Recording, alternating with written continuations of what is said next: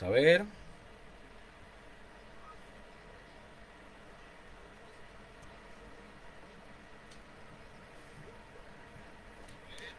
Ahí está, si se oye bien el audio. Vamos a iniciar. ¿Cómo están mis hermanos, mis hermanas? Espero que se encuentren muy, pero muy bien. Y les habla Luis Luker.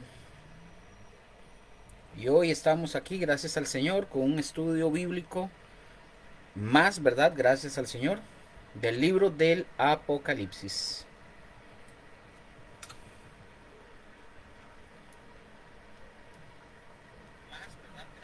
Sí, vamos a ver.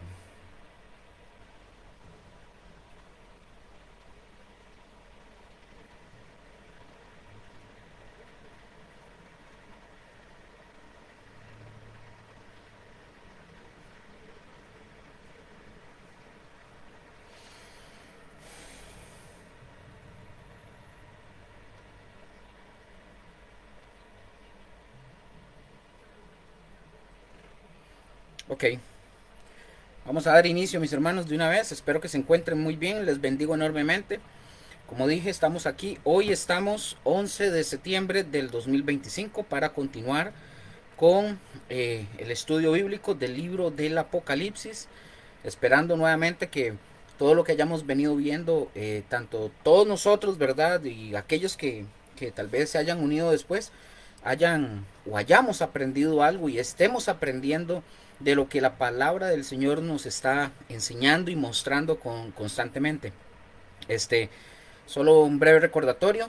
Este, Todos estos videos del estudio del Apocalipsis aquí en el Facebook, Facebook los almacena hasta 30 días, entonces dentro de 30 días ellos van eliminando los videos, entonces ustedes pueden dirigirse directamente a la página de o al canal de YouTube de, de mi persona, que es Luis Luker, Lucy, ¿verdad? Yo ahora se los comparto, ustedes ahí pueden ver todo lo que es el estudio bíblico completo de Somos Comunidad Cristiana Gosén, ¿verdad? Del estudio de aquí, de la comunidad, de la congregación de nosotros que hemos estado haciendo ya desde que iniciamos hace unos meses atrás. Eh, Algo más que les iba a decir es, eh, tengan su Biblia, su cuaderno siempre, ¿verdad? Si lo tienen, analicen todo lo que nosotros digamos, hagamos, no a todo le digan amén, ¿verdad? No todo, lo que se ve bonito y no todo lo que brilla, ¿verdad? Es oro, dicen por ahí. Entonces ustedes tienen que estar siempre chispas, pilas, ¿verdad? De pesar todo lo que se esté enseñando, esté a la luz de la escritura, esté a la luz también de todo el contexto histórico, cultural, gramatical, etcétera, etcétera, que tenga que ver con la Biblia, todo. No nada más son invenciones que la gente, ¿verdad? Viene y se le ocurre inventar y decir, es que se me apareció, o escuché, o tuve una revelación. No. Todo tiene que estar a la luz de las escrituras. Algo más que les iba a decir es, este, recordemos algo muy interesante que les quiero mencionar acá, y es, recordemos que la palabra de Dios es la espada para los que rechazan la palabra de Dios y los que rechazan a Dios. Pero la palabra de Dios y el mismo Cristo y el mismo Dios es vida, y es el que la palabra de Dios es la que nos limpia a los que sí creemos y que queremos de una u otra forma queremos obedecer, ¿verdad? Entonces recordemos que la Biblia registra y señala sin vacilar el pecado y la debilidad de los mejores hombres, y advierte la palabra de Dios gráficamente a aquellos que confían en sus propias virtudes de su condenación final. Amén. Entonces, vamos a dar inicio, como dije, y con esto que acabo de mencionar, quiero, de esto que estoy mencionando, de estas advertencias, quiero antes de empezar a orar para dar inicio, quiero comentarles algo que sucedió en 1995. Por adelantado les digo, les voy a hablar sobre así rápido, una historia breve, rápida, de algo que sucedió, una historia real, ¿verdad? Unos psicólogos a este asunto, ellos le llamaron el efecto Dunning-Kruger. Ya vamos a ver, son dos psicólogos. Entonces, recordemos algo muy importante porque he estado viendo en redes sociales cómo han estado saliendo estos pseudo pastores, apóstoles que se autoproclaman apóstoles y pastores. Ustedes los oyen hablar y predicar y es la misma vaina, siempre engrandeciendo de que el sueño, de que usted puede, de que usted lo puede lograr, o sea, de que tú puedes, tú eres el grande, que básicamente como que Dios es el que tiene que servirte a ti y que Dios tiene que quedarse callado y obedecer. Vean mis hermanos, les voy a decir algo. La ignorancia más peligrosa, hablando del efecto Dunning-Kruger, les voy a comenzar. La ignorancia más peligrosa, y esto es para todos nosotros, la ignorancia más peligrosa es la que cree tener la razón. En 1995, mis hermanos, en una ciudad en Pittsburgh, ¿verdad? Hubo un hombre que se llama, porque está vivo, un hombre llamado MacArthur Wheeler. Este hombre, MacArthur Wheeler, yo me acuerdo porque yo estaba pequeñillo, yo tenía como 14, 15 años para ese momento, entonces me acuerdo cuando la noticia salió. Nunca pensé que fuera a ser tan relevante el día de hoy. MacArthur Wheeler robó dos bancos y no escondió su cara ante las cámaras que estaban en los bancos, no escondió la cara, o sea, así, así. Cuando la policía arrestó a MacArthur Wheeler, le dijo a la policía, pero me puse jugo de limón, en la cara. Se dice que durante el interrogatorio a este hombre, a MacArthur Wheeler, dice que este hombre no comprendía cómo era posible que la policía lo haya agarrado, no lo lograba entender. Y que cómo era posible, según MacArthur Wheeler, cómo era posible que las cámaras lo hayan logrado captar. Ahora, MacArthur le dijo a la policía, este hombre, ¿verdad? Que lo arrestaron, le dijo a la policía que él se había puesto jugo de naranja, ¿verdad? Jugo de limón en la cara para aparecer como invisible ante las cámaras de vigilancia. La policía, después de hacerle algunas pruebas y lograr comprobar que este hombre no estaba loco, ellos llegaron a la conclusión de que simplemente MacArthur Wheeler estaba muy equivocado. Ya que el limón, mis hermanos, entendamos algo, el limón es muy usado para hacer tinta invisible. Entonces, MacArthur Wheeler, él interpretó que si él se ponía jugo de limón en la cara, él iba a ser invisible ante las cámaras de seguridad. Cuando a MacArthur Wheeler le enseñaron los videos de seguridad de los bancos, Wheeler seguía todavía sin comprender la falla en su razonamiento. Este hombre, MacArthur Wheeler, él estaba completamente convencido, ¿verdad? Y sorprendido de cómo pudo haber sido que lo pescaran, así que de que el jugo no le sirvió. Simplemente a este hombre, a MacArthur Wheeler, ¿qué fue lo que le pasó? Le faltó el conocimiento básico para poder darse cuenta de su error. En 1999, hablando de estos dos psicólogos, Dunning-Kruger, en 1999, dos psicólogos llamados David Dunning y Justin Kruger, ellos describieron este fenómeno o este efecto como este efecto psicológico por primera vez, llamándole el efecto Dunning-Kruger. Y aunque no parezca, mis hermanos, a ustedes y a mí esto nos puede afectar. Este efecto, el efecto Dunning-Kruger, a ustedes y a mí nos puede afectar.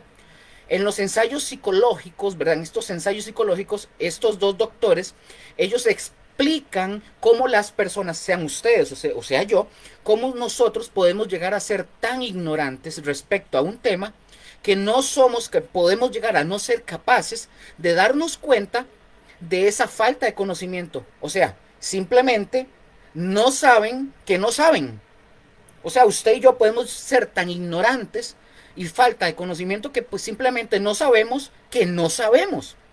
Es decir, mis hermanos, no nos damos cuenta de las áreas que ustedes y yo podríamos mejorar o de los errores que podemos reconocer porque no tenemos el conocimiento suficiente para ser conscientes de esto. Por eso, mis hermanos, muchas veces ustedes y yo somos malos, pero muy malos, para poder ver nuestros propios errores en los aspectos en los que ustedes y yo podemos mejorar. Por eso somos malos al evaluarnos a nosotros mismos o lo que, ¿verdad? O lo que nosotros hacemos. Por ejemplo, por ejemplo, alguien que juega fútbol, un futbolista, ¿verdad? Un futbolista solamente se va a dar cuenta de su bajo nivel de rendimiento hasta que se vea él a sí mismo jugar a través de un video y que le expliquen a este futbolista cómo él puede mejorar. Lo mismo sucede, por ejemplo, con cualquier cosa en las relaciones de los matrimonios, en las citas o incluso hasta en nuestro propio negocio o con lo que ustedes y yo creamos. Yo le digo a mi esposa que el mejor ejemplo de ver el efecto Dunning-Kruger, veámoslo, si usted es papá y mamá, usted lo va a entender, porque los hijos, como mi hija, muestran ese efecto porque creen saber cuando no saben. Quieren decirle a uno cosas que ni ellos saben porque no tienen ni la experiencia ni el conocimiento, pero creen saber. A todos nos ha pasado. También pasa esto con nuestras ideas. Defender, pongan atención por favor. Defender una forma de ver las cosas a capa y espada es muy peligroso porque tal vez no tengamos el conocimiento suficiente para poder darnos cuenta del error en nuestra forma de pensar y de actuar. Lo mejor que podemos hacer es mantener una mentalidad sencilla, humilde y abierta. Este es el verdadero signo de inteligencia en una persona. En la actualidad, mis hermanos, hay muy poca tolerancia a alguien o a las personas que piensan diferente a uno. Lo vimos hace poco con este hombre que asesinaron un conservador en Estados Unidos, Charlie Kirk, por pensar diferente, por exponer su manera de pensar distinta. Entonces el progresismo, eso es lo que hace. El comunismo, eso es lo que hace. La izquierda, eso es lo que hace. Quiere eliminar todo lo que no sea compatible a su forma de pensar. Es nada más un aporte.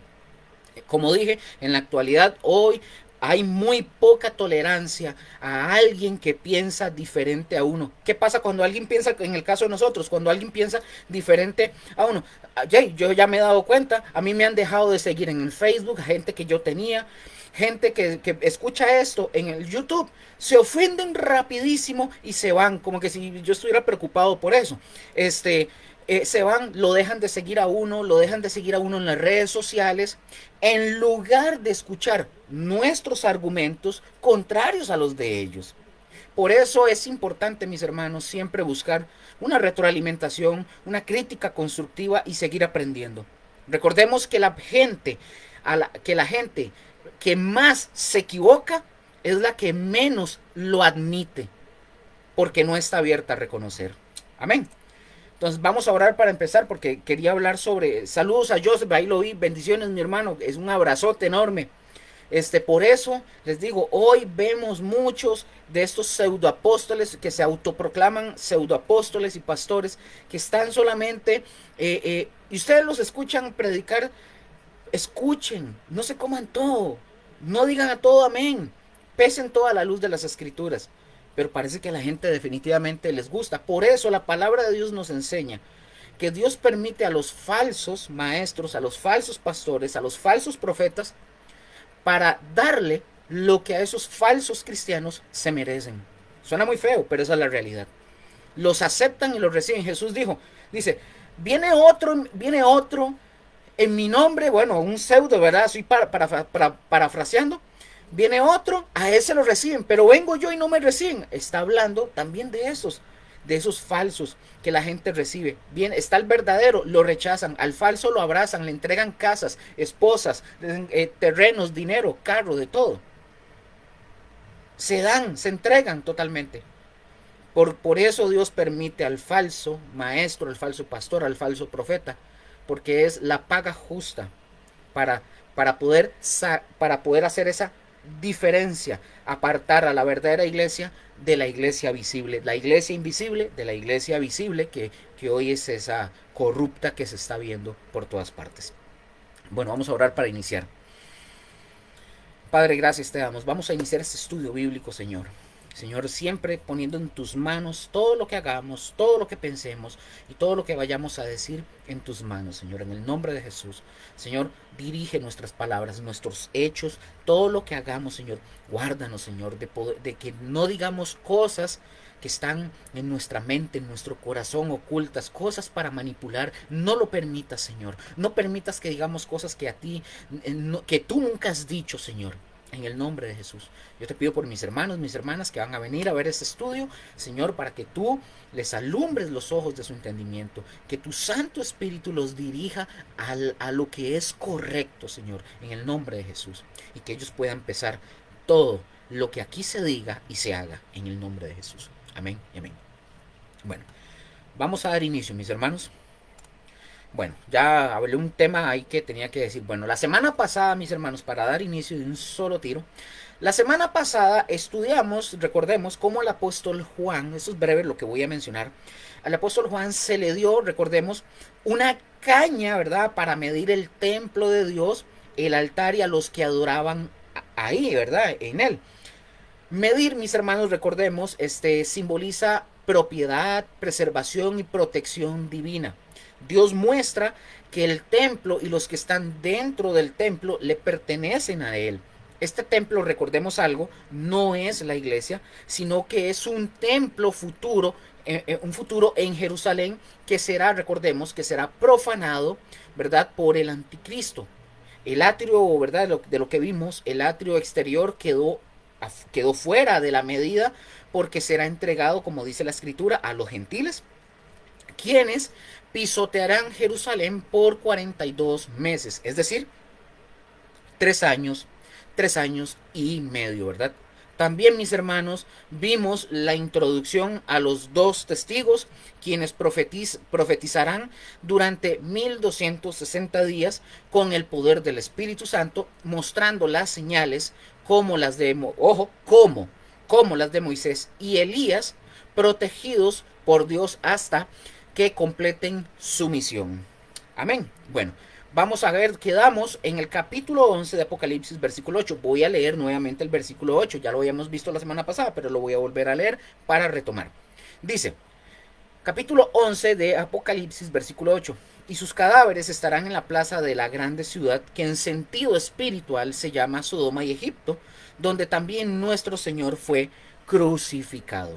Entonces aquí iniciamos, mis hermanos. Recordemos, ok, ya leímos eso. Entonces, los cadáveres, mis hermanos, los cadáveres, para ver si se oye bien. Sí. Los cadáveres, mis hermanos, de los 2 testigos. Aquí tengo una falta de... sí, no.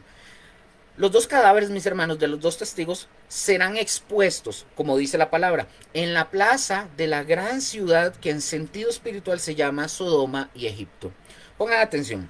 Algunos expositores, ¿verdad?, bíblicos alegorizan, yo esto he hablado mucho, algunos expositores alegorizan este pedazo o este trozo de versículo y ellos niegan o se niegan, mejor dicho, a admitir que la referencia sea a una ciudad concreta. Un ejemplo de esto, de este tipo de interpretación, por ejemplo, es un hombre llamado Leon Morris. Este Leon Morris, por favor, voy a leer un comentario que hace este hombre, de cómo alegoriza, para que ustedes observen qué es espiritualizar o alegorizar. Leon Morris dice, leo textualmente lo que él dice, la gran ciudad, dice este hombre, es toda ciudad y ninguna ciudad.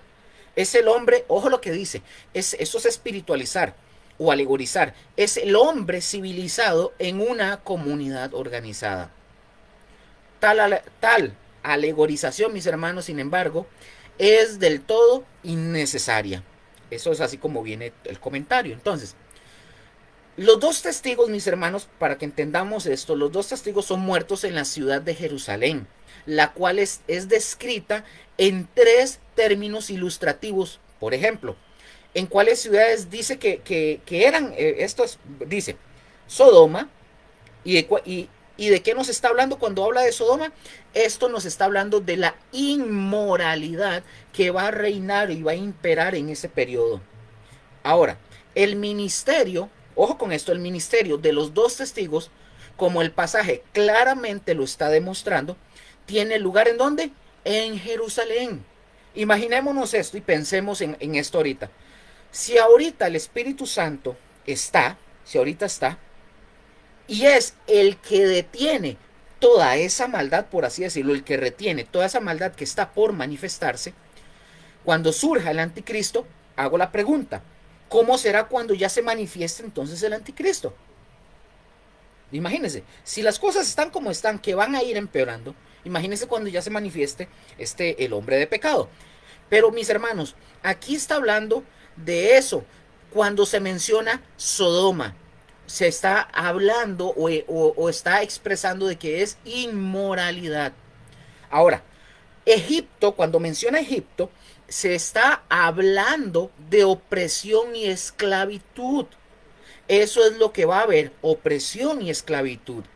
Como la grande ciudad, un término aplicado comúnmente a Babilonia, los cuarteles básicamente del anticristo.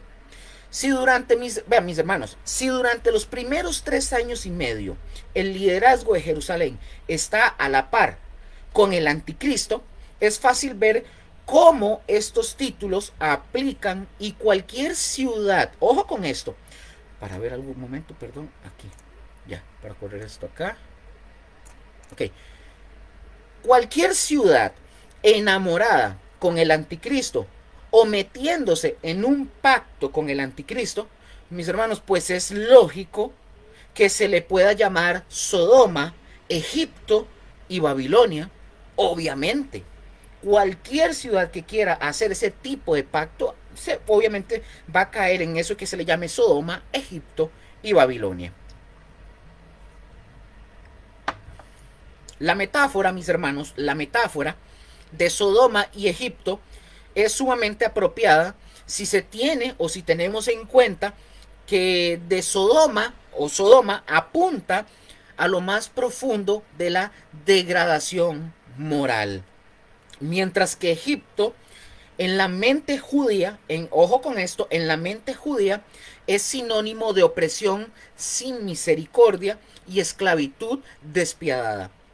Aquí el uso, mis hermanos, de esta metáfora nos indica que los habitantes de Jerusalén han sobrepasado el colmo de la iniquidad y de la soberbia.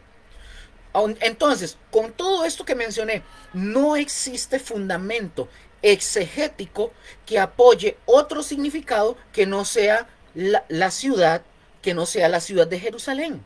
No se puede alegorizar pensando de que no es una ciudad literal. Está hablando de Jerusalén y está hablando en ese sentido. Repito, no existe y no hay fundamento exegético que apoye otro significado que no sea la ciudad de Jerusalén. Amén. Versículo 9, Apocalipsis 11. Quiero mencionar algo desde ya. Más adelantico, ya casi, voy a hablar de unos temas más técnicos con respecto a la gramática. Por favor, si usted está viendo esto, preste mucha atención porque aquí vamos a aprender muchas cosas que tienen que ver con la gramática griega para poder entender ciertas cosas que es increíble que muchos pasen por alto, ¿verdad? Sin prestar atención, que lo vamos a aprender aquí. Yo espero, ¿verdad? Que lo aprendamos todos, ¿verdad? Y que podamos entenderlo, que es principalmente esa la idea. Versículo 9, capítulo 11, Apocalipsis dice: y los de los pueblos, tribus, lenguas y naciones verán sus cadáveres por 3 días y medio y no permitirán que sean sepultados. ¿Algo pasó?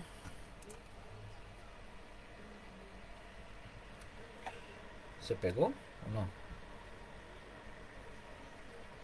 Vamos a ver, me parece. Bueno, no sé. Estoy en el versículo 9. No sé si se pegó o fue mi celular, pero bueno, voy a leer el versículo 9 de nuevo. Y los de los pueblos, tribus, lenguas y naciones verán sus cadáveres, hablando de los dos testigos, por 3 días y medio, y no permitirán que sean sepultados. Vean, mis hermanos, la peor humillación realizada contra una persona en aquella cultura era dejarlos, ¿verdad?, sin enterrar después de la muerte. Pongan atención. Los 3 días y medio mencionados aquí en la palabra tienen que ver con el tiempo que dura la profanación de los cadáveres de los dos testigos.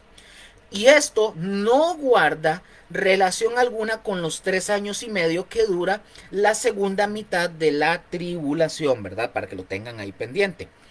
La humanidad, mis hermanos, inmoral, ¿verdad? En ese momento, tratará con increíble menosprecio a los siervos de Dios. ¿Qué van a hacer ellos? Bueno, ellos harán que los cuerpos de los dos testigos sean exhibidos en una plaza pública al descubierto, ¿verdad? Sometiéndolos al grado máximo de humillación a estas dos personas. Por ejemplo, un erudito, ¿verdad? Bíblico llamado Henry Barclay, él hace una observación interesante. Leo para ustedes la observación que hace este erudito bíblico llamado Henry Barclay.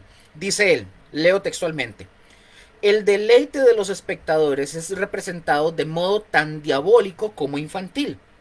No solo dejan los cuerpos sin enterrar, sino que se niegan a permitir que los amigos de los mártires los entierren. Además, celebran su victoria proclamando día de fiesta y enviándose regalos. Esto es lo que menciona este erudito bíblico llamado Henry Barclay, que es totalmente acertado este comentario para lo que está sucediendo en este caso con los dos testigos. Ahora, recordemos otra también de este texto. El texto griego, pongan atención porque aquí vamos a entrar en materia.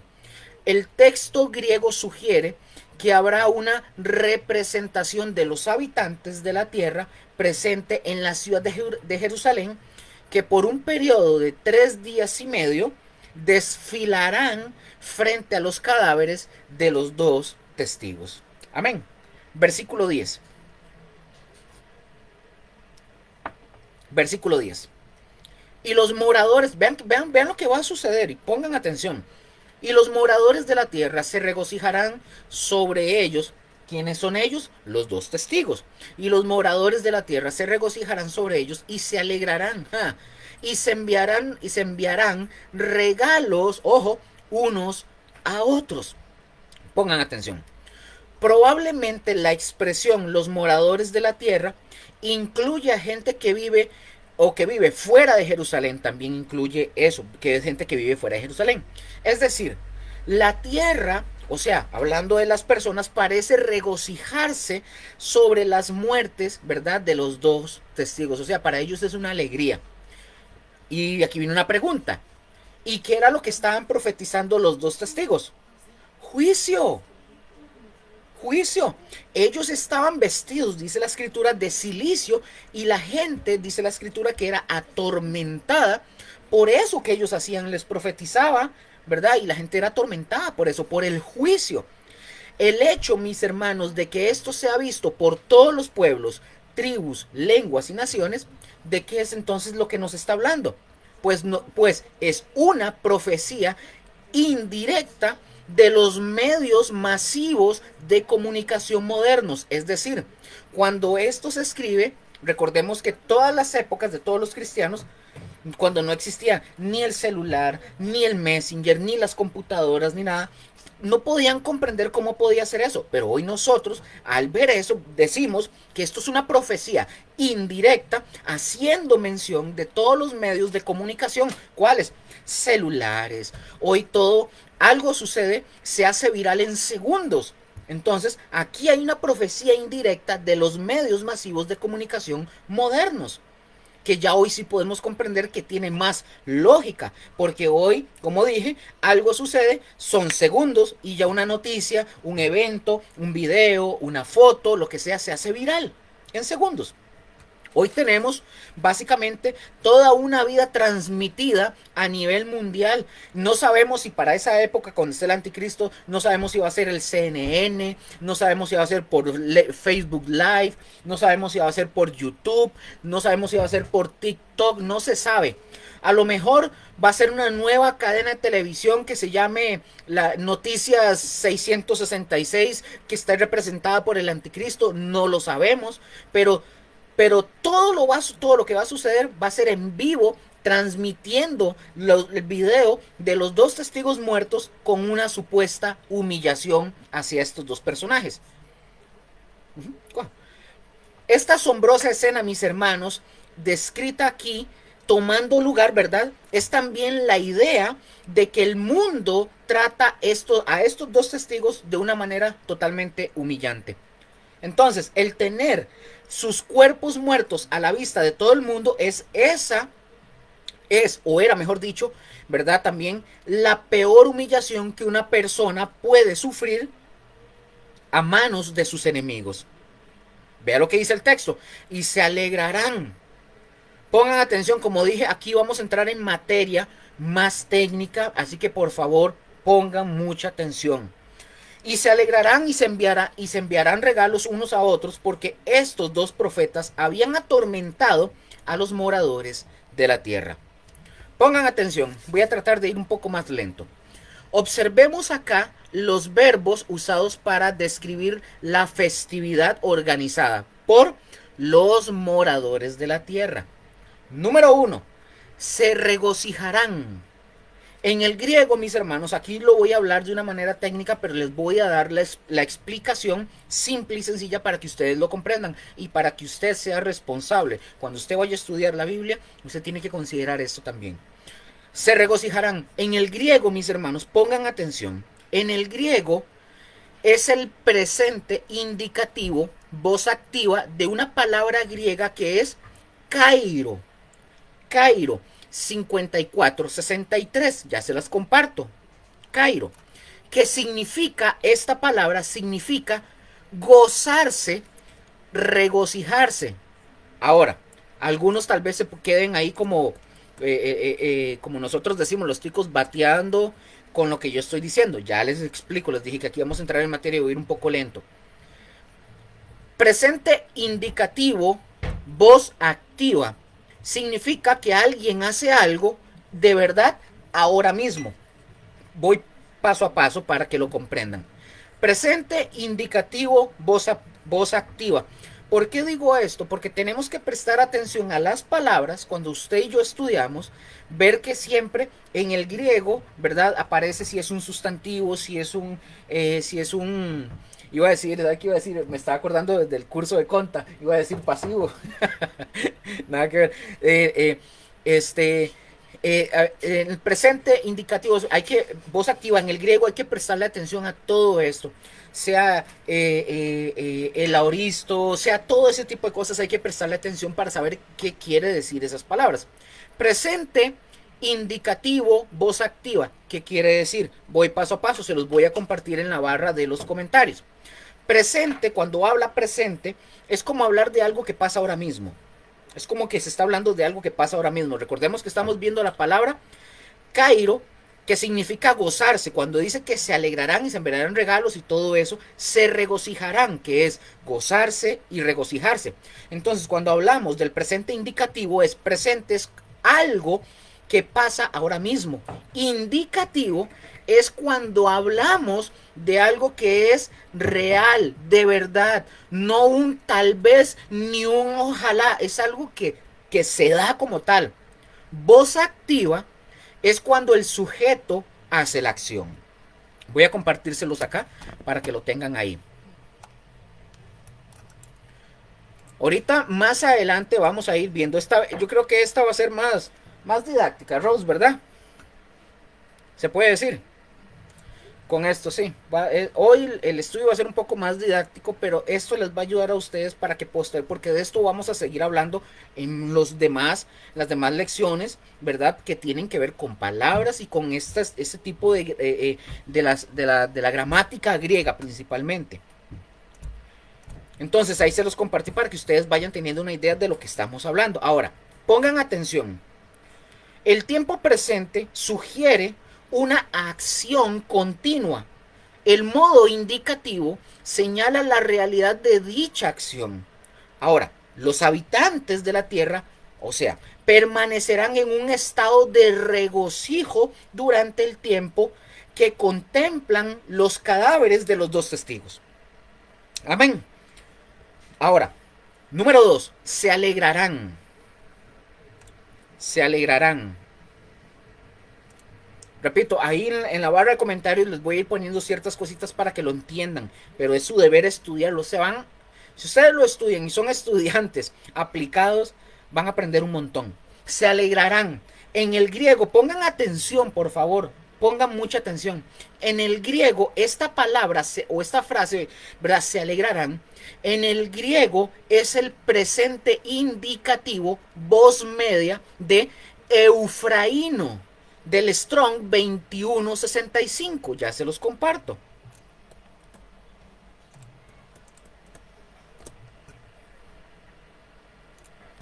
Entonces, en el griego ese se alegrarán, en el griego es el presente. Vea que estoy siendo más técnico para que entiendan ciertas cosas.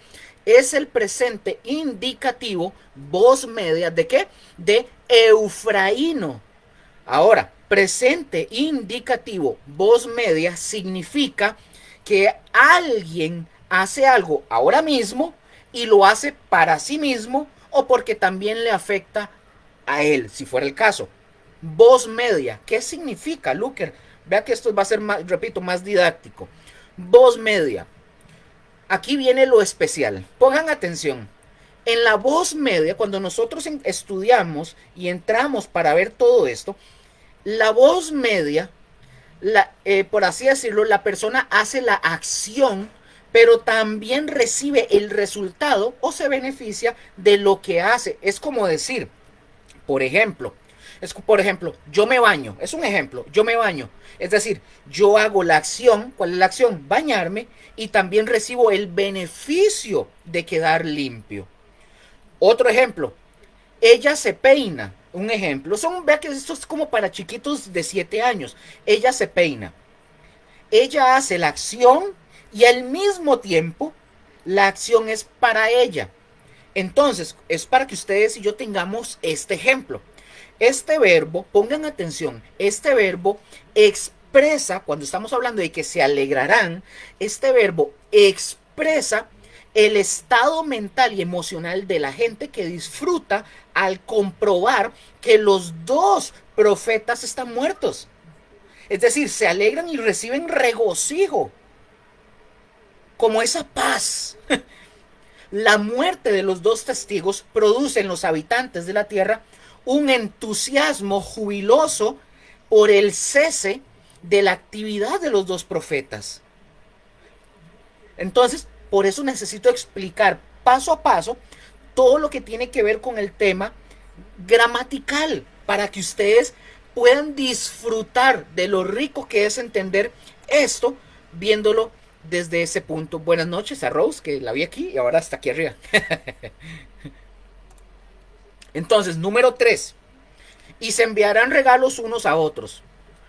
Pongan atención. La perversidad de los enemigos de Dios y de sus siervos llegará a tal extremo, mis hermanos, que ellos se van a felicitar unos a otros mediante el envío de regalos como una demostración de su incontenible alegría por la muerte de los dos testigos. Entonces, mis hermanos, la humanidad perversa, ¿verdad?, piensa que la destrucción de los dos testigos, según ellos, ¿verdad?, según los que, ¿verdad?, la humanidad cree que al haber matado a los dos testigos ya pusieron fin a uno de los problemas más serios que tenían enfrente de ellos, ya que ellos, estos dos siervos de Dios, estos dos testigos atormentaban a las personas, al mundo, al denunciar sus pecados. Como lo señala un hombre llamado Walbord. Oigan lo que dice este hombre. Este hombre de apellido Walbord dice, leo textualmente lo que él dice: un profeta justo es siempre un tormento para una generación perversa.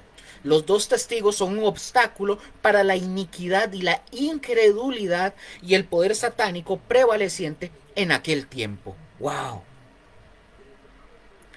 Mis hermanos, vean, la predicación de estos dos testigos y su palabra profética y su llamado al arrepentimiento llegó a ser un tormento para muchas personas, porque no podían estas personas, y como sucede hoy en día también, no podían escuchar la verdad mientras estos dos testigos amaban la verdad. Y ellos, ¿qué hacían? Amaban la mentira, por eso les estorba. Hoy usted le predica a una persona y le habla de la verdad, no quiere escuchar, no quiere aceptar, y en algunos casos a muchos cristianos los han matado por eso. Bueno, el ejemplo que les puse, y con todo respeto, ¿verdad?, por este hombre llamado Charlie Kirk, ¿verdad?, en Estados Unidos. de lo que mencioné al inicio. Apocalipsis capítulo 11, versículos del 11 al 14. ¿Se imaginan, por ejemplo, hablando de esto, Apocalipsis 11, del 11 al 14, ustedes se imaginan estar viendo la escena en televisión y de repente, ¿verdad? De lo que vamos a hablar, y de repente estar viéndolos y toda la gente brincando de alegría y ver a estos dos hombres que están muertos ahí en la plaza, de repente levantarse, de pronto verlos incorporarse de nuevo? O sea, bueno, vamos a leer Apocalipsis 11 del 11 al 14. Apocalipsis 11 del 11 al 14. Dice, pero después de 3 días y medio entró, ojo, esto es a los dos testigos, pero después de 3 días y medio entró en ellos el espíritu de vida enviado por Dios y se levantaron sobre sus pies y cayó gran temor sobre los que los vieron. Y oyeron una gran, ojo, y oyeron una gran voz del cielo que les decía, subid acá, y subieron al cielo en una nube. Aquí viene una pregunta interesante. ¿Dónde hemos visto eso ustedes y yo en algún momento de la Biblia? ¿Dónde lo hemos visto? Desde Enoc, por ejemplo. Desde Enoc, ¿verdad? Que desapareció. No lo vieron subir, pero desapareció, así fue. Punto. Elías, por ejemplo, se fue en un torbellino y fue llevado hacia las nubes, ¿verdad? Del cielo. No en un jet. No fue llevado en un ovni como algunos creen. No fueron los aliens. No fue en un avión. Fue en un torbellino enviado por el Señor. Lean bien la escritura. Y después vemos otro ejemplo de lo que estamos mencionando. Vemos otro ejemplo a Jesucristo cuando Él está hablando sus últimas palabras con sus discípulos. Ellos lo vieron y Jesucristo fue elevado en una nube hacia el cielo. Y los discípulos así, con la boca abierta, completamente sorprendidos. ¿Cómo estaríamos, yo pregunto, cómo estaríamos nosotros viendo esa escena si estuviéramos ahí? Con la boca abierta igual. Y los ángeles, recordemos, se les acercan a los discípulos y les dicen, hey, chitos, no se sorprendan, porque así como ustedes lo han visto, que se ha ido hacia el cielo, así Él va a regresar. O sea, relax. Así, mis hermanos, va a ser la iglesia. Así vamos a ser llevados nosotros en las nubes, en los cielos. Al oír el sonido de la trompeta, el Señor con voz de mando, con voz de arcángel, nos va a decir, el día llegó, va a decir el Señor, vámonos a las bodas del Cordero. Gloria a Dios por eso. Bueno, Apocalipsis 11:11. Cuando hablamos de Apocalipsis 11:11, trae a la memoria la profecía del profeta Ezequiel, de Ezequiel 37:10, que dice, ¿qué dice Ezequiel 37:10? Dice, y profeticé como me había mandado, y entró espíritu en ellos, y vivieron y estuvieron sobre sus pies, y un ejército grande en extremo. En Ezequiel 37, mis hermanos, perdón, un momento.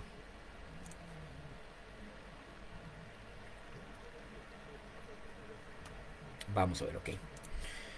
En Ezequiel 37, mis hermanos, el profeta tuvo la visión, recordemos, la visión de los huesos secos, ¿verdad? Que está haciendo mención del pueblo de Israel. Pero ojo, el profeta tuvo la visión de los huesos secos que reciben vida cuando el Espíritu de Dios sopla sobre ellos. De esa misma manera, mis hermanos, Dios soplará espíritu de vida en los cuerpos de los dos testigos y estos serán vivificados. Observemos algo interesante, repito, hoy el estudio es un poco más didáctico, presten mucha atención para que aprendamos cosas que tienen que ver con la gramática, con todo esto. Pongan atención porque, repito, aquí estamos en materia y es materia pesada, pero voy a tratar de poder explicarlo que ustedes lo puedan comprender. Si no lo logran comprender, pueden escribir ahí, yo lo repito, no hay ningún problema, yo me devuelvo y lo explico. Observemos que el verbo de esta palabra entró, cuando dice que entró el espíritu de vida, este verbo entró del griego eiselten, aquí se los voy a compartir en la barra de los comentarios para que lo tengan.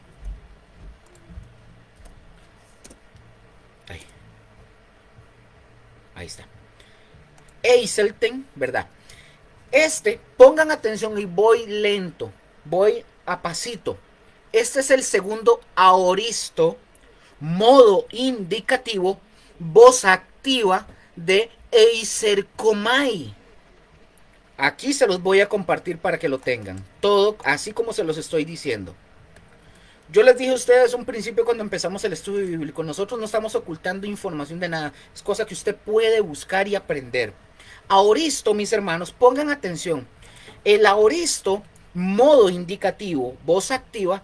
Luker, ¿qué quiere decir eso? ¿Me está hablando en chino o qué? ¿Qué quiere decir esto? Esto significa, hacia grandes rasgos, ya les explico paso a paso qué es eso. Quiere decir, alguien, cuando hablamos del aoristo, modo indicativo, en voz activa, quiere decir que alguien hizo algo en el pasado, de verdad, y él mismo lo hizo. Ya vamos a ver, algunos dirán, no, Luker, quedé peor. Ya les explico. Aoristo, mis hermanos, voy a darle ejemplos porque del aoristo voy a hablar de aquí. Más adelante también voy a mencionar más detalles. Aoristo, imaginen qué es el aoristo. Hagan esto en su imaginación, nada más para poder avanzar y ya lo vamos a ver con más detalle adelante.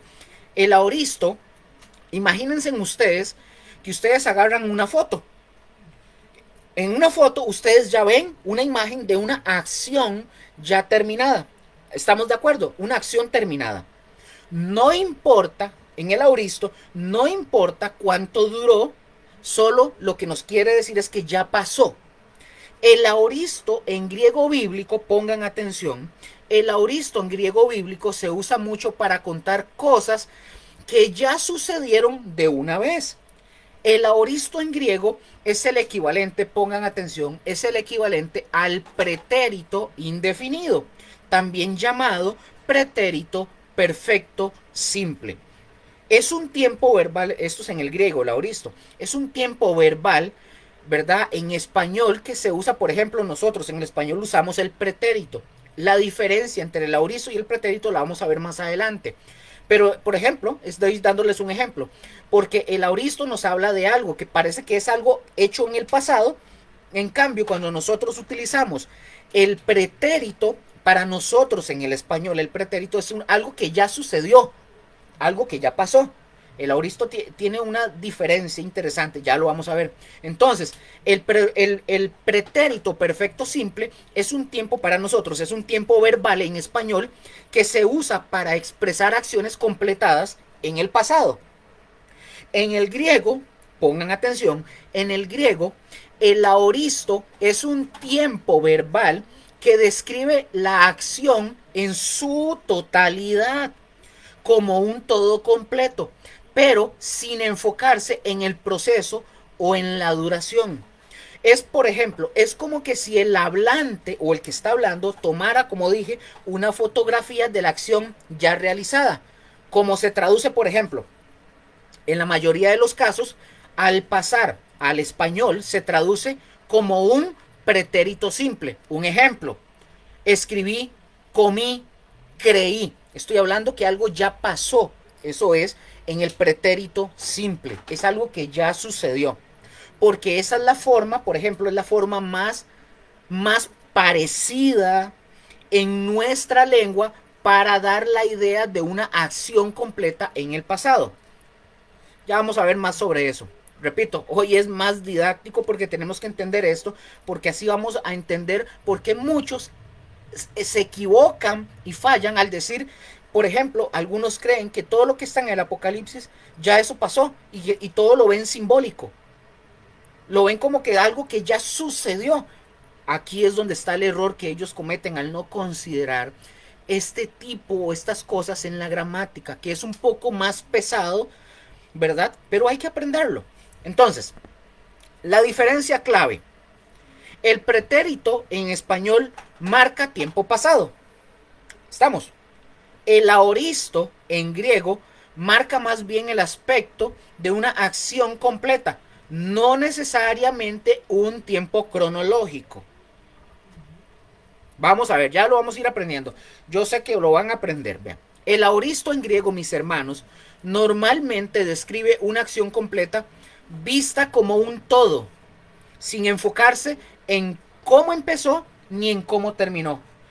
Pero en Apocalipsis y en otros pasajes proféticos ocurre algo muy pero muy interesante. Número 1.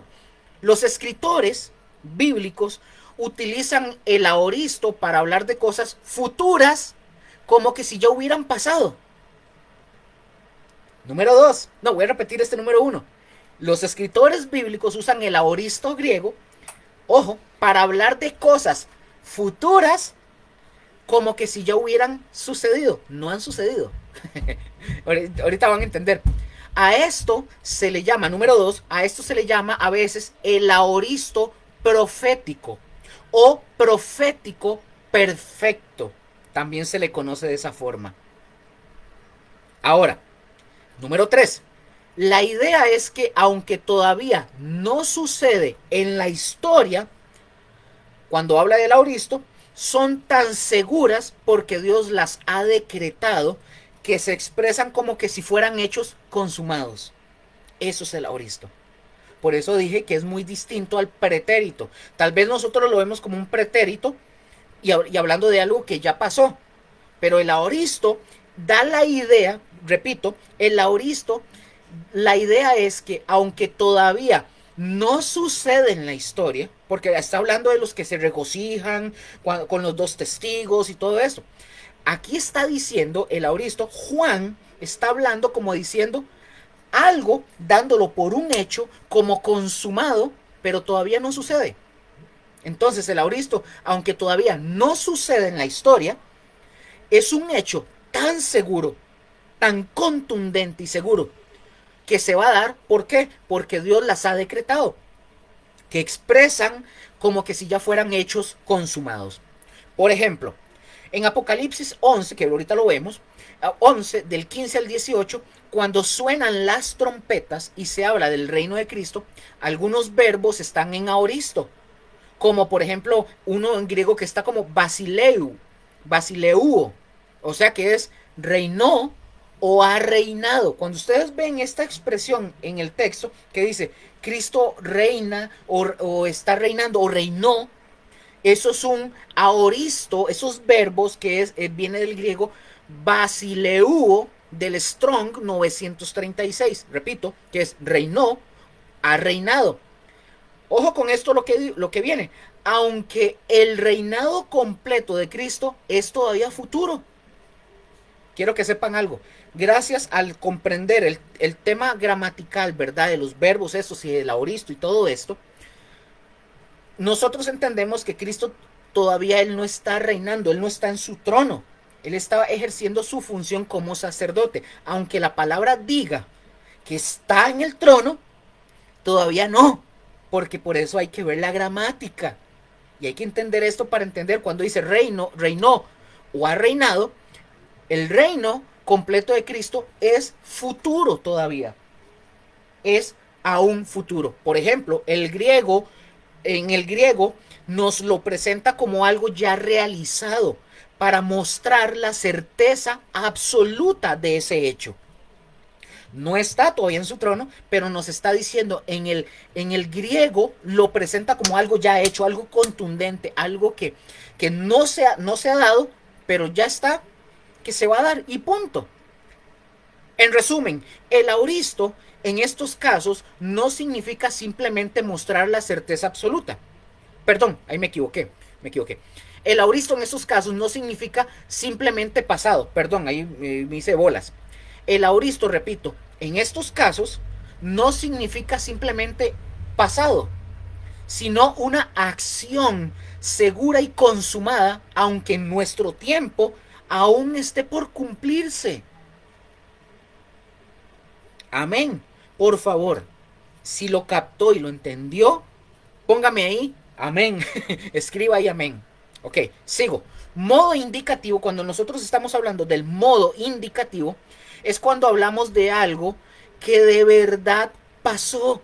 No un sueño, ni un tal vez, ni un qué será. No, el modo indicativo es algo que de verdad pasó. Voy a compartirles un link para que tengan este mapa mental del aoristo. Tal vez les ayude un poco. Ahí está el link. Voz activa es cuando nosotros hablamos voz activa, es cuando la persona hace la acción. Por ejemplo, El tiempo aoristo, nuevamente, el tiempo aoristo sugiere una acción puntual y el modo indicativo señala la realidad de dicha acción. Vea qué interesante. En el versículo anterior, ¿verdad? Juan, el apóstol Juan, utiliza dos verbos en tiempo presente. Cuando dice, se regocijan y alegran, ¿verdad? Hablando de esta gente que se regocija por la muerte de los dos testigos. Y uno en futuro. ¿Cuál es ese? Enviarán, cuando habla de que se enviarán regalos. Pero aquí, sin embargo, mis hermanos, usa el tiempo Juan, el apóstol Juan usa el tiempo aoristo, sugiriendo que la profecía se ha convertido en realidad. Recordemos el aoristo, que eso es lo que nos quiere decir. Es como algo que Juan lo pone como diciendo, vi tal cosa, pero lo pone como que vio un hecho que ya se dio, pero que no se ha dado porque es para futuro. Entonces, aquí, sin embargo, como digo, Juan usa el tiempo aoristo, sugiriendo que la profecía, hablando de esta profecía de los dos testigos, se ha convertido en una realidad.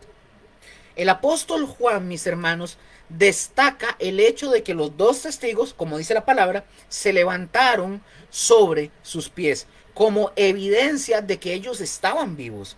La reacción de la humanidad se expresa de una manera dramática, que dice la palabra, y cayó gran temor sobre los que vieron.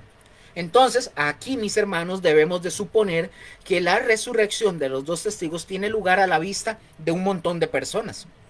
Obviamente, estas personas van a la plaza para contemplar a los dos cadáveres, pero de repente y de forma inesperada, los dos cuerpos de los dos testigos comienzan a levantarse sobre sus pies y los que lo vieron se llenan de terror y de espanto al ver esa escena. Seguramente, mis hermanos, todos son sorprendidos por aquel acontecimiento completamente insólito y completamente inesperado. Entonces, todos pensaban que la muerte de los dos testigos a manos de la bestia, que vimos en el capítulo, que vamos a ver, de hecho, no, ya lo vimos, en el capítulo 11, versículo 7, que ya lo vimos, ellos creían que eso iba a ser el fin de aquellos dos profetas que les estaban fregando la vida, causando tormento con sus predicaciones a los moradores de la tierra. Los dos testigos, mis hermanos, habían sido asesinados para hacerlos callar. Pero ahora la humanidad, ¿verdad?, escasea de recursos en contra de los dos testigos. Evidentemente, no todos verán a los dos testigos levantarse sobre sus pies, pero todos los que contemplen esta escena experimentarán un profundo e indescriptible terror y pánico al ver esta escena.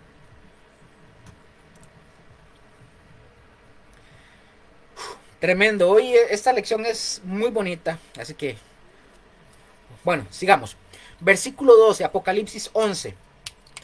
Dice, y oyeron una gran voz del cielo que les decía, subid acá. Y subieron al cielo en una nube y sus enemigos los vieron.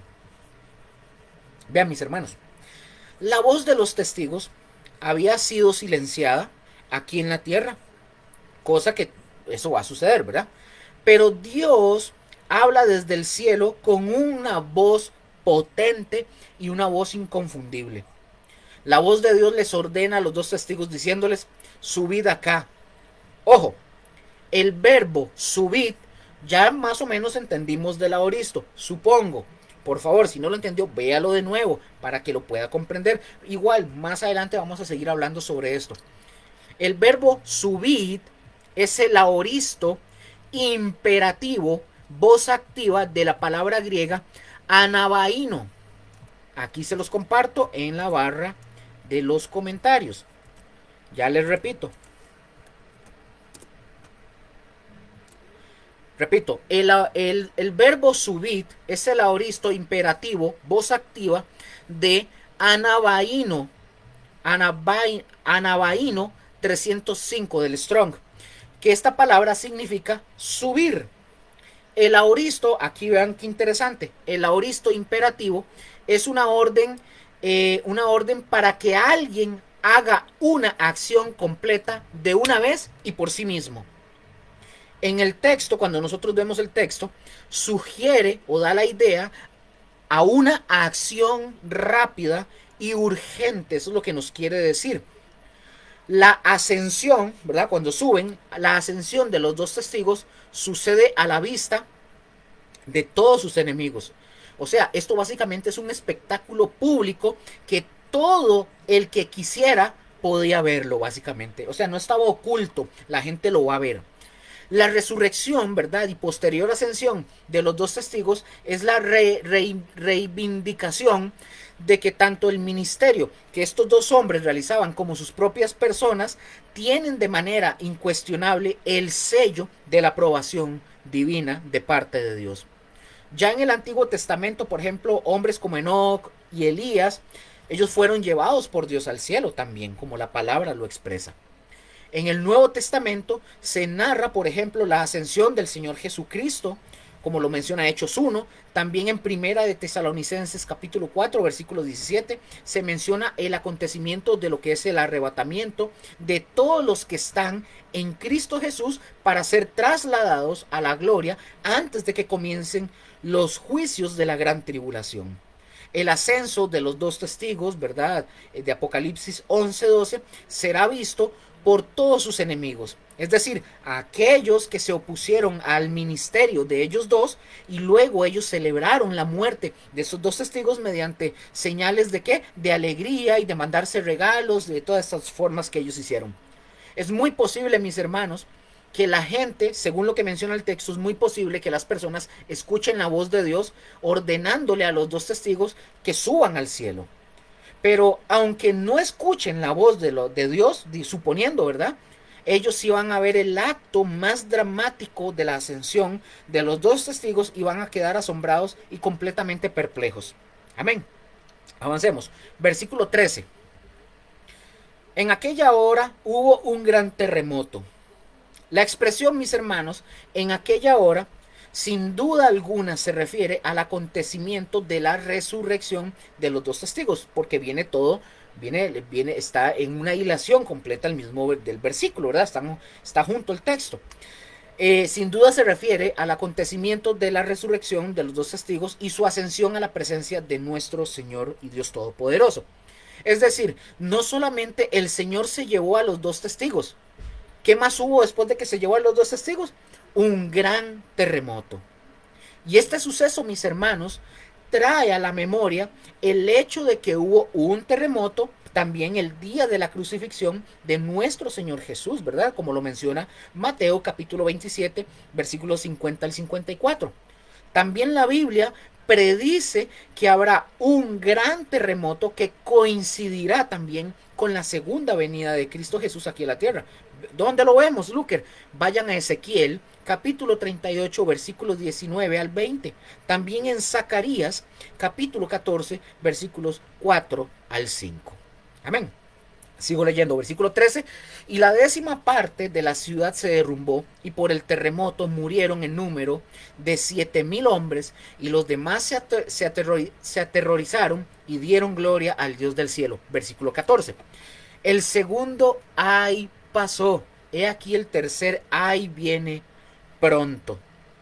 Vean, mis hermanos, estos son versículos del 11 al 14. Vamos a irlos describiendo poco a poco. Vamos. Dice, y se levantaron sobre sus pies y cayó gran temor sobre los que lo vieron. Está hablando obviamente de los dos testigos. Vean, mientras este milagro de Dios sucede ante los ojos del mundo, ¿verdad? Que los está observando, los enemigos de estos dos testigos están horrorizados y asombrados. ¿Por qué? Porque creían que ya habían acabado con los dos testigos. Así como creyeron, ¿verdad? También cuando creyó con Jesús, ¿verdad? Satanás creyó que ya había acabado y sin embargo nunca se imaginó que esa era básicamente su derrota. Dice el texto, subid acá, hablando de los dos testigos. La tierra, básicamente, mis hermanos, cuando el Señor les dice subid acá, la tierra, este planeta, básicamente no es digna de tener a estos dos testigos. Así que Dios simplemente los llama a casa. Vengan a casa. Y simplemente se los lleva. Y dice, y subieron al cielo en una nube. Mis hermanos, y así justamente va a pasar con la iglesia. La iglesia no es digna de estar en los juicios de Dios sobre la tierra. Y la iglesia va a ser arrebatada, va a ser llevada con el Señor. Versículo 13, en aquella hora hubo un gran terremoto. Vean mis hermanos, un terremoto trae juicio y mueve a muchas personas cuando tiembla o hay terremotos, mueve a muchas personas a dar gloria a Dios. Aunque nada más por un momento. La gente se asusta por un momento y de repente ya pasó eso, se les olvidó y siguen con las mismas de siempre. Porque después de que pasa todo, se acostumbran y se les olvida porque aún falta ver si esto se convertirá en un verdadero arrepentimiento. Es decir, cuando tiembla o pasa alguna calamidad, la gente busca de Dios, pero hay que esperar que pase todo y todo se calme para ver si la gente de verdad se convertirá al Señor y eso va a ser un verdadero arrepentimiento para salvación. En estos que dan gloria, como lo menciona el texto, que muchos de ver todo eso, dice que le dieron gloria al Señor. Hay que ver si ese arrepentimiento es genuino. Esto, mis hermanos, son las oportunidades, son los momentos en que Dios en su misericordia durante este tiempo va a dar la oportunidad para que los hombres, para que los seres humanos se arrepientan. Y ustedes y yo debemos entender, mis hermanos, la gran cosecha que va a haber durante la gran tribulación. Una gran cosecha impresionante. Y Dios va a usar, por ejemplo, a estos tremendos judíos, a los 144,000, para que las personas, porque ellos van a predicar, y las personas se vuelvan a Dios, porque va a haber gente, sí, arrepentida, sí. Va a haber gente que se convierta en ese tiempo. Eso va a suceder. Y esa gente va a ir a la presencia de Dios como ya lo estudiamos anteriormente en otros estudios bíblicos del Apocalipsis. Ahora, vamos a ver si la Biblia nos da la identidad de estos dos testigos. Vamos a ver la identidad de estos dos testigos, a ver quiénes son. A ver si tenemos los nombres y los apellidos. Aquí yo voy a tener, antes de entrar a esto, voy a tener que explicar algunos puntos de la interpretación de diferentes ángulos. Por ejemplo, muchos intérpretes ven a estos dos testigos como símbolos de toda la iglesia en el periodo de la tribulación. O como símbolos, otros lo ven como los símbolos de la ley y de los profetas. Pero la pregunta, ¿cómo pueden darse tantos detalles específicos en su ministerio para ser reconciliado con tal interpretación simbólica? Es imposible. Por lo tanto, mis hermanos, no es por ahí. De una vez, no es por ahí. Por si ustedes escuchan esa interpretación, por ahí no es esa. La interpretación más simple y la más sencilla, la interpretación más simple y más sencilla los ve a estos dos hombres, a estos dos testigos o a estos dos individuos como personas reales. Dos hombres, dos personas reales, no como algo simbólico. Son dos personas. La interpretación, la más simple, cuando usted entra y usted estudia, son dos personas. Los dos testigos van a ser dos hombres, dos varones reales, no representaciones simbólicas. Eso hay que entenderlo. Tristemente, tengo que decirlo, la lista no es pequeñita de los maniáticos, de los locos que creen y piensan que ellos son uno de los dos testigos. No, mis hermanos, la lista es enorme. Hay uno ahí que salió también, no sé si es africano, salió diciendo que él es un profeta, uno de los dos testigos también, pero bueno, es que es increíble. Por eso digo, la lista no es pequeñita cuando encontramos a estos locos, maniáticos, ¿verdad? Que creen que ellos son uno de los dos testigos. Yo creo que si los sumáramos, ¿verdad? A todos, habría como unos 144,000 de ellos, pero tampoco es así. Entonces, la pregunta, ¿quiénes son estos dos testigos? ¿Quiénes son? Mis hermanos, ustedes y yo tenemos que tener un equilibrio en la palabra de Dios, que es lo que ustedes y yo hemos aprendido, es lo que el Señor nos ha enseñado. Entonces, Luker, otra vez, pero ya decinos, ¿quiénes son estos dos testigos? Como primera respuesta, Como primera respuesta, esto no es lo que nos debe de importar a nosotros de manera indispensable. ¿A qué me refiero? No nos debe de importar la identidad, no nos debe de importar quiénes son de manera indispensable. Eso no es lo primordial. Generalmente, mis hermanos, si los dos testigos son identificados como individuos, algunas personas creen y piensan que son dos personajes del pasado. Por ejemplo, algunas personas, muchos, dicen o mencionan como candidatos a Elías, a Moisés o a Enoch incluso. Los tienen como candidatos. O quizás estos son sencillamente, ¿verdad? Viéndolo desde este punto de vista, son sencillamente dos creyentes ministrando en el Espíritu y el poder del Espíritu Santo, como grandes hombres que Dios levanta, como en todos los periodos de la historia humana, que Dios levanta hombres con el poder, ¿verdad?, del Espíritu Santo. Por ejemplo, en la historia bíblica del Antiguo Testamento nosotros vemos cómo Dios levantó grandes hombres. Yo soy de la opinión de no poner títulos a los dos testigos o de darles nombres. No, yo no. Si usted lo hace es cosa suya, yo ahí no me meto, allá usted. Usted puede, por ejemplo, usted que me ve, que me oye, usted puede entrar a YouTube o a Google y usted se va a encontrar con una sarta de videos de personas que dicen que, que estos dos hombres, uno es Elías y el otro es Moisés, y lo afirman, es lo peor del caso, lo afirman, porque si ustedes se acuerdan, por ejemplo, si ustedes se acuerdan, el cuerpo de Moisés, ¿verdad? Eh, eh, no lo encontraron, ¿verdad? No lo encontraron.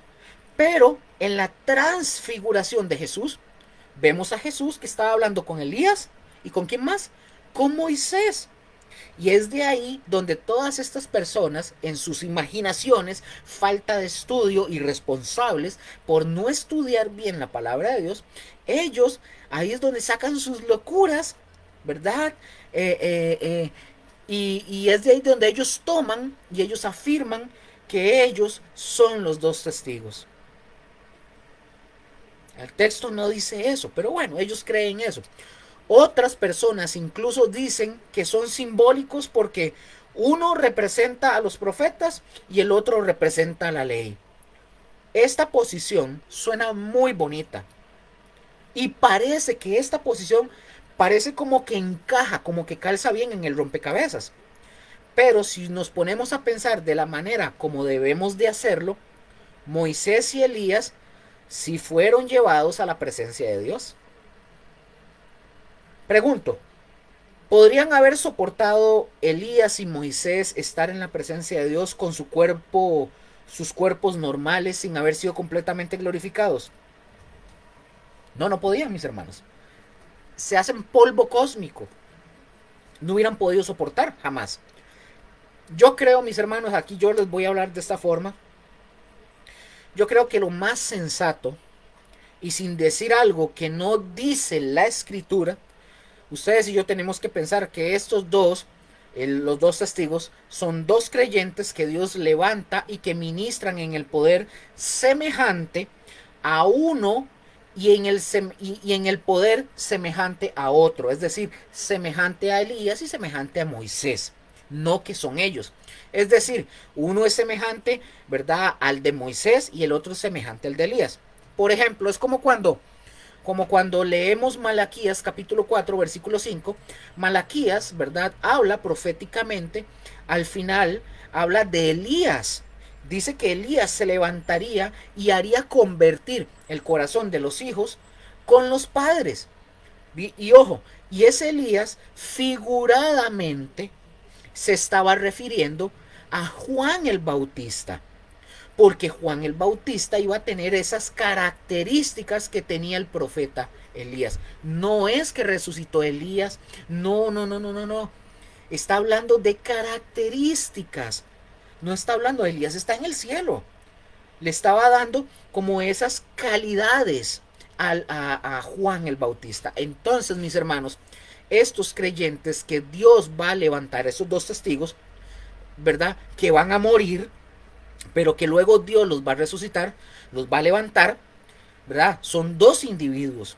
Algunos creen y piensan, yo no sé por qué, pero que alguno de ellos piensan y dicen que alguno de ellos es Enoch. ¿Por qué, Luker? Porque Enoch, por ejemplo, no murió, según dicen ellos. Pero, ojo, si Enoch fue llevado, ¿verdad? Que es como un símbolo, ¿verdad? Del arrebatamiento de la iglesia, que un abrir y cerrar de ojos, ¿verdad? Es transformado porque no puede ir al cielo con un cuerpo corrupto, no pudo haberse ido con este cuerpo. Eso es imposible. Eso, si eso hubiera sido así, igual con Elías, igual con Moisés, eso sería se contraería básicamente la escritura y lo que enseña la Biblia con respecto a lo que estamos hablando. Otras personas piensan, mis hermanos, que otro de ellos, ¿verdad? Como decía, que es Elías, porque su ministerio se parece a uno de los dos testigos y porque fue llevado también al cielo y porque tuvo enemigos que fueron destruidos con el fuego. Se profetiza, ojo con esto, porque se profetiza específicamente que Elías regresará antes del fin de los tiempos en Malaquías capítulo 4 versículos del 5 al 6. Pero repito, Elías tuvo una conferencia, por ejemplo, en la transfiguración con Jesús, en el monte de la transfiguración, y de ahí las personas agarran y toman el texto y lo tuercen. Pero mis hermanos, lo que ustedes y yo tenemos que entender es que estos dos testigos, aunque se parecen en características a Moisés y a Elías, pues no son ellos. No son ellos los enviados. Amén. Pero mis hermanos, al final de cuentas hay una infinidad de ideas y de pensamientos de las personas equivocadas, pero la hay. Sigo leyendo el texto. Y la 10ª parte de la ciudad se derrumbó y por el terremoto murieron en número de 7,000 hombres y los demás se aterrorizaron y dieron gloria al Dios del cielo.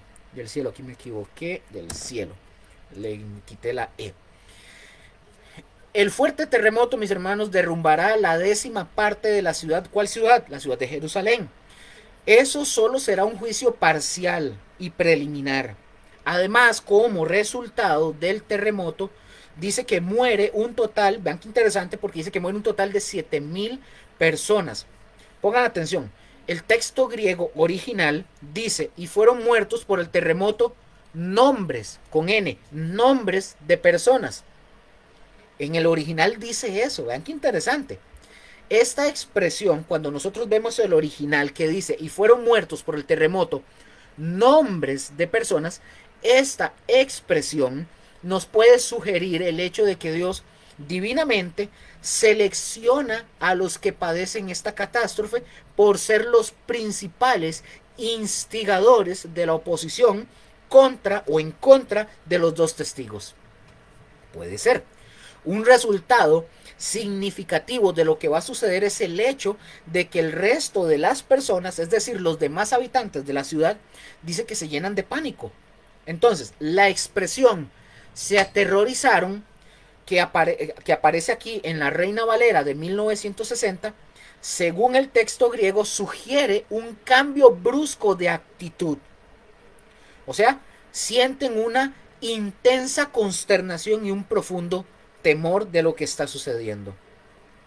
Es muy probable también, mis hermanos, que es la dramática situación por la que van a atravesar en los postreros días lleve a muchas personas a un sincero arrepentimiento de sus pecados y a experimentar el nuevo nacimiento por la fe en el Mesías.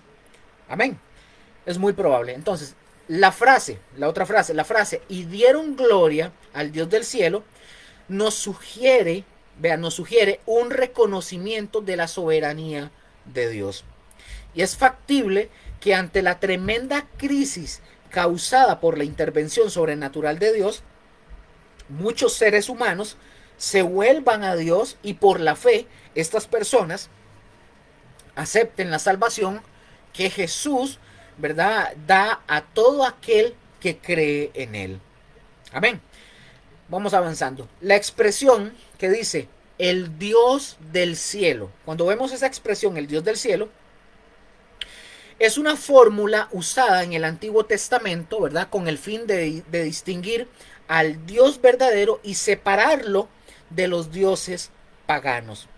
Los habitantes, por ejemplo, de Jerusalén, en ese momento ellos van a ser conmovidos tanto por la resurrección y la ascensión de los dos testigos, como por el terremoto y por las secuelas, hasta el punto de diferenciar al Dios del cielo, de los dioses paganos.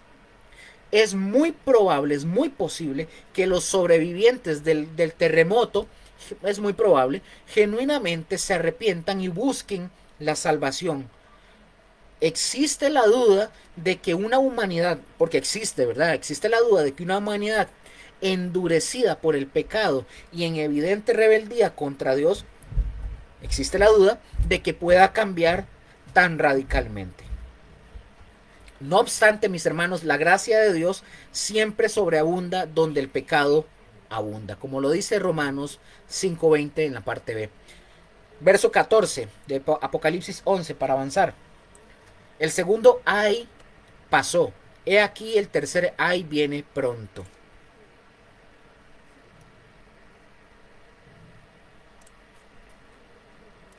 El tercer ay viene pronto. En Apocalipsis 8:13 dice la palabra, ¿verdad? Ya lo vimos. Dice que un ángel proclama. Pero puedo quitar esto. Apocalipsis 8:13, un ángel proclama a gran voz diciendo: ay, ay de los que moran en la tierra a causa de los otros toques de trompeta que están para sonar los tres ángeles. Esos toques, mis hermanos, de trompeta anuncian juicios extremadamente severos en contra de los moradores de la tierra que hacen de la iniquidad, básicamente hacen de la iniquidad sus prácticas habituales, así como si nada. Entonces, el primero de los terribles ayes tiene que ver con los acontecimientos narrados en Apocalipsis capítulo 9, versículo del 1 hasta el 11. El segundo ay, ¿verdad? El segundo aparece relacionado con el toque de la sexta trompeta y de los sucesos descritos en Apocalipsis 9 del 13 al 21. El trozo, dicho sea de paso, el trozo comprendido entre Apocalipsis capítulo 10 del 1 a Apocalipsis capítulo 11 al 14 es un interludio o es ¿cómo le puedo decir? Un intervalo, pongan atención, un intervalo entre la sexta y la séptima trompeta. De tal forma, mis hermanos, que exegéticamente el segundo ay termina en Apocalipsis capítulo 9, versículo 21. Ahora, en Apocalipsis 11, versículo 14, se anuncia que el segundo ay que ha pasado, como acabamos de mencionarlo. Como que ya ha pasado. Pero además se advierte que el tercero y último de los ayes, dice, viene pronto. Voy a acelerar un poco para terminarlo todo hoy. Viene pronto. El verbo viene, pongan atención, ya hemos visto bastante de esto, espero que lo hayan comprendido. El verbo viene es el presente indicativo, voz activa de una palabra griega que es erkomai, del Strong 2064. Aquí se los comparto.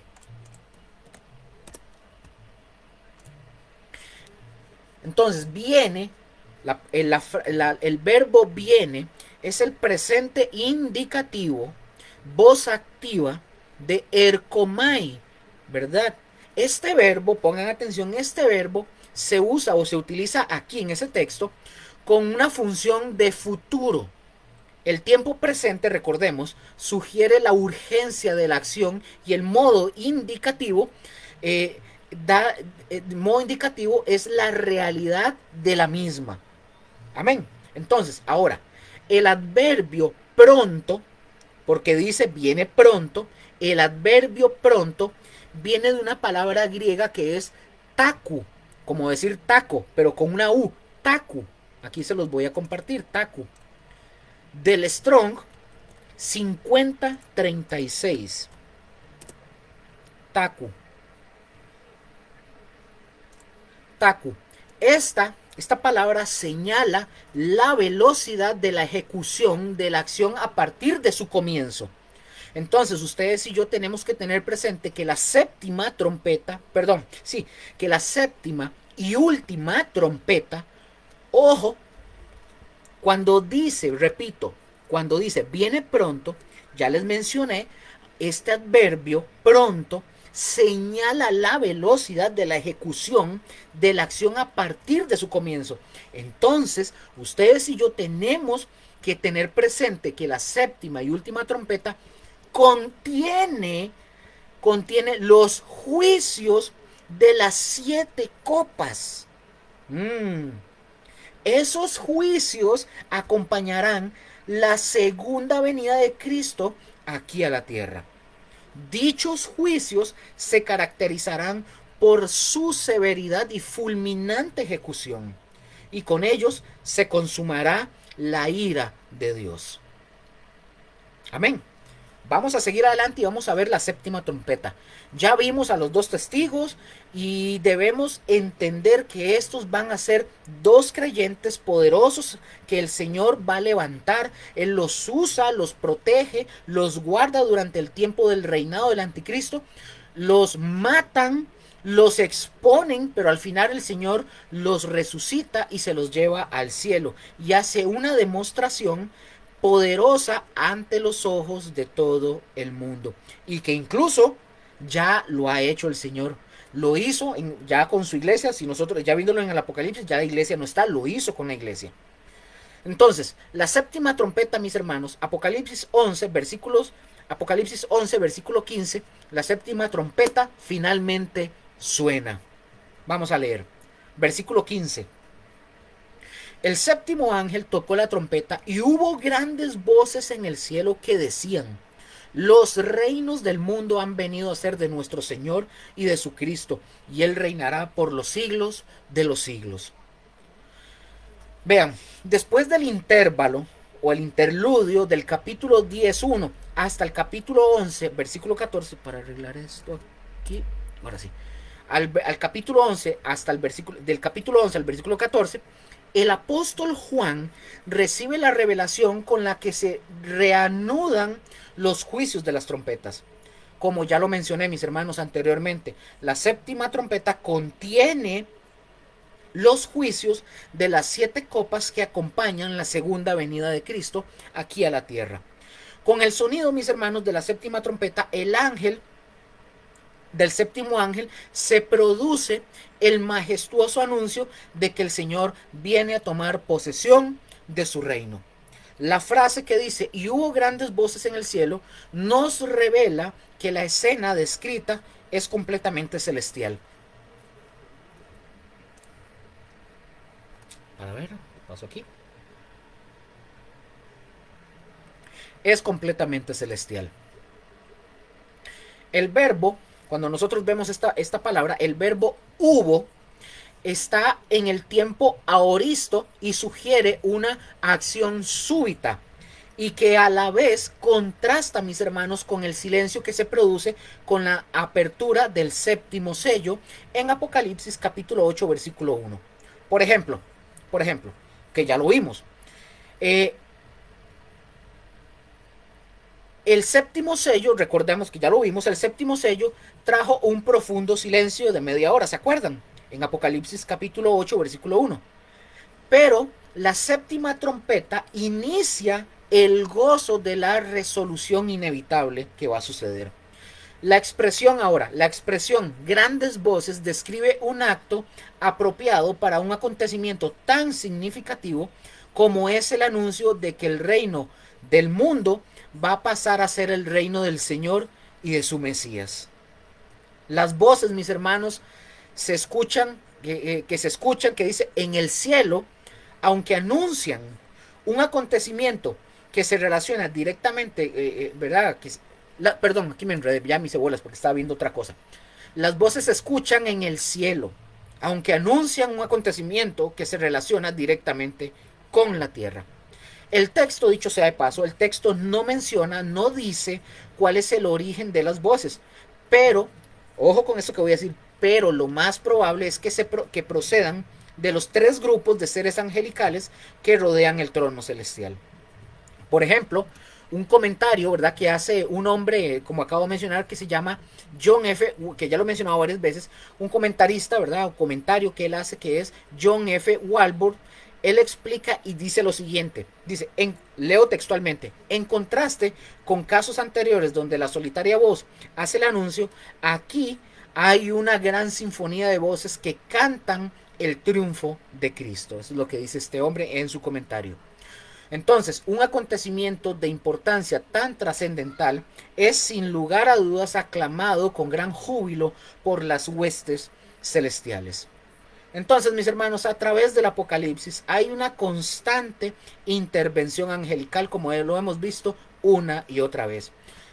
En los capítulos 4 y 5, por ejemplo, de Apocalipsis, como ya lo vimos antes, los ángeles están alrededor del trono celestial, no solamente están realizando ministerios específicos, sino también rindiendo alabanzas al Todopoderoso. Ustedes lo pueden ver también en Apocalipsis capítulo 12, versículo 10, capítulo 19, versículos del 1 al 10 también. Entonces, mis hermanos, ya voy finalizando.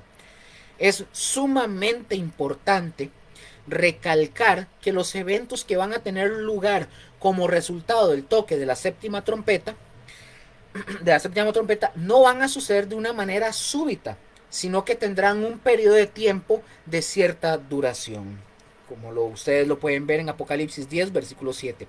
Por eso no podemos ni debemos confundir la final trompeta que menciona Primera de Corintios capítulo 15, 52 con la séptima trompeta del Apocalipsis, como lo vimos. Si ustedes ya vieron el estudio bíblico de Mateo, lo mencionamos. Estas trompetas no es la misma trompeta. Entonces, como lo mencionamos cuando estudiamos el Evangelio de Mateo. Entonces, la final trompeta, por ejemplo, de Apocalipsis, la final trompeta de Primera de Corintios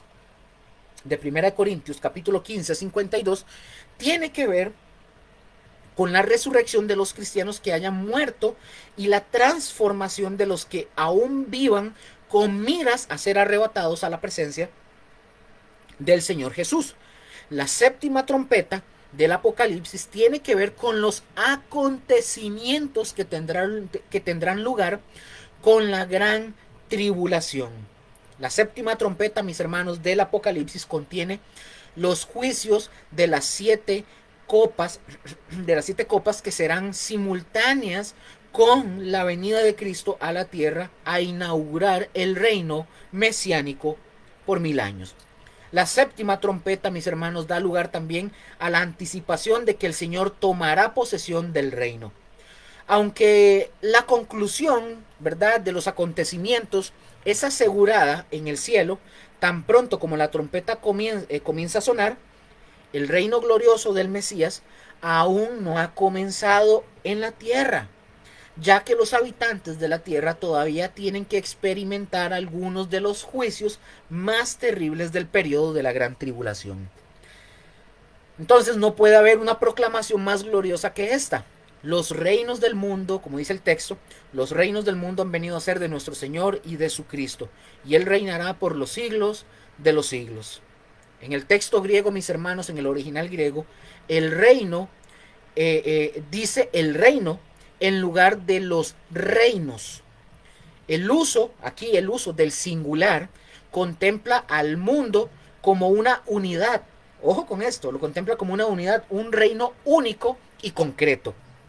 La declaración destaca el hecho singular y anunciado repetidas veces en el Antiguo Testamento, como en donde, por ejemplo, Daniel capítulo 2, 31 al 45, Daniel 4, 3, Daniel 6, 26, Daniel 7, 14 al 27, Isaías 9 del 6 al 7 y Zacarías 14, 9, por ejemplo. Cuando el Todopoderoso y el Rey Mesías tomarán posesión del gobierno de la tierra. Entonces, mis hermanos, la expresión el reino también señala la soberanía de una esfera de gobierno unida en su totalidad. Por ejemplo, un comentario que hace este hombre, Henry Barclay, comenta y dice lo siguiente, leo textualmente para ustedes para ya ir terminando. Dice este hombre: Las palabras, hablando del texto que en el que estamos, las palabras sugieren la visión de un imperio mundial, una vez dominado por un poder usurpador, el cual a la postre ha pasado a las manos de su verdadero dueño y emperador, hablando de Cristo. Entonces, mis hermanos, todos los reinos serán sometidos a los pies de Cristo.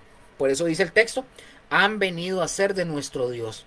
Y la antigua gramática griega, en el tiempo del verbo de han venido, indica una absoluta certeza sobre la venida y el reinado de Jesús, aún antes de que el hecho sea cumplido.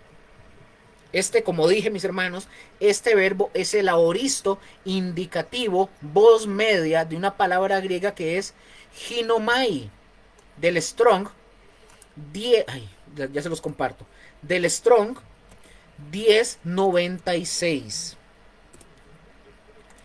Ginomai del Strong, usado, dicho sea de paso, esta palabra griega, ¿verdad? Este verbo, usado aquí con función profética. Entonces, el establecimiento del reino es un hecho tan cierto, mis hermanos, que se da por realizado. No ha sucedido, pero se da por realizado. De ahí, mis hermanos, ahora sí, si ya lo comprendieron desde que lo mencioné, de ahí el uso del aoristo indicativo con función de futuro. Amén. Y voy terminando con esto y se dice, ¿cómo puede haber tal gozo? Esto es una pregunta. ¿Cómo puede haber tal gozo si el rey no está reinando completamente todavía? Y aquí se da una ilustración para responder. Se dice que en los cuarteles, una compañía política exitosa, en la noche de las elecciones, pregunto, ¿qué hay en la compañía de un partido político? ¿Hay gozo? Hay gozo aun cuando falta tiempo para que se declare que el candidato llegó a ser presidente. No se ha dicho que ha ganado, pero hay gozo en las filas, ¿verdad? En las campañas políticas. La gente ahí metidas en las campañas contentos y aún no se ha dado el resultado, pero la gente está con gozo. Entonces, el gozo, mis hermanos, anticipa un resultado certero. Y así es como va a suceder con el Señor Jesús, un gozo anticipado del reinado de Cristo sobre la tierra. Es decir, usted y yo estamos gozosos porque Cristo no está reinando aquí todavía en la tierra, no ha venido.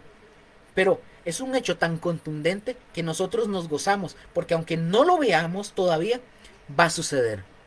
Cristo va a regresar, mis hermanos. Cristo va a derrotar al maligno, o sea, al diablo. Cristo en esa batalla del Armagedón va a poner a todos sus enemigos bajo sus pies.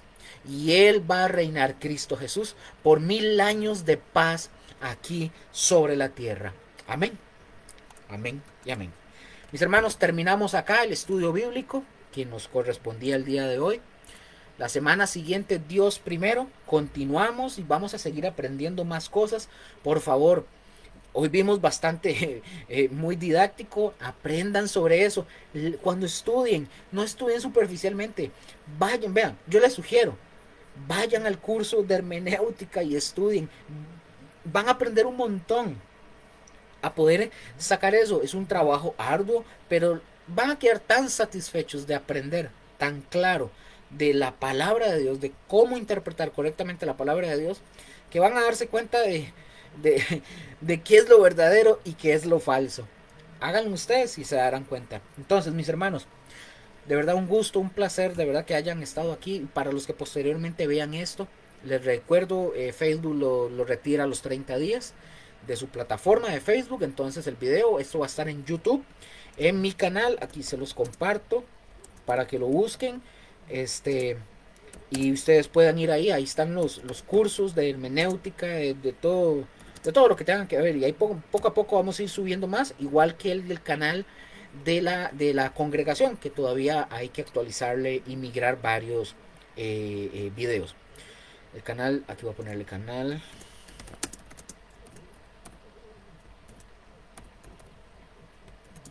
Ahí ustedes pueden ir a ver y pueden ir a a darle una ojeadita y pueden estudiar los cursos que estén ahí, les va a ayudar un montón a ustedes. Posteriormente viene hermenéutica 3, hermenéutica 4, teología sistemática 2, viene también apologética, va a venir también más adelante apologética 2, va a venir escatología 2, etcétera. Muchos cursos que todavía faltan, pero hey, necesitamos manos, necesitamos manos que nos ayuden con eso y gente que se prepare para tener maestros también para que puedan dar estas clases y todo esto.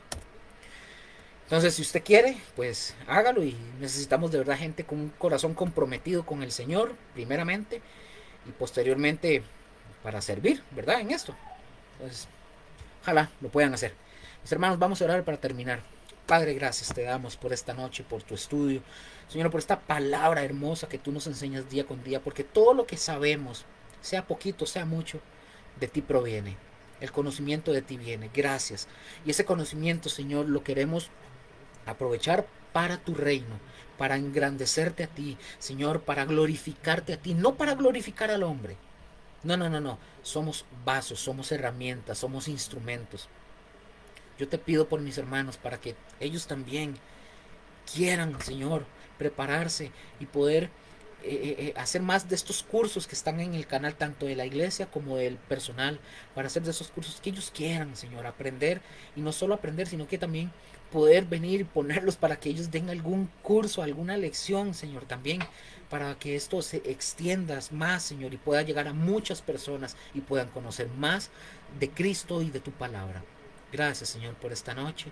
Yo los bendigo en el nombre de Cristo Jesús. Señor, guárdalos, prospéralos, bendícelos, Señor. En el nombre de Jesús, bendice, Señor, la obra de sus manos, Señor. En el nombre de Jesús, todo lo que hagan, emprendan, en lo que trabajen, en todo, Señor, sus familias, sus hijos, Señor, su salud, Señor, todo lo que hagan, sus esposas, esposos, hijos, hijas, sus familias. Que la gracia y la misericordia sea sobre sus familias, amigos, vecinos, compañeros de trabajo, de universidad, de escuela, de lo que sea.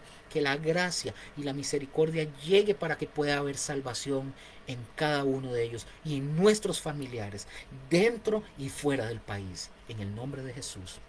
Amén, amén, amén. Mis hermanos, bendiciones a todos. Les amamos mucho y sigan conectados. Nos vemos el siguiente jueves. Dios primero, compartan, inviten a la gente al estudio. Yo dije ahora rápido. Yo veo cómo hay hoy pseudo apóstoles, pastores, y tienen gente que lo siguen. Usted tiene la verdad. Y no tenemos que decir palabras repetitivas y usar solo frases de textos para motivarlos y que ustedes digan, wow, qué hombre de Dios. Compartan esto con otras personas para que la palabra llegue a esas personas. Amén. Bendiciones. Les amamos. Chao, chao.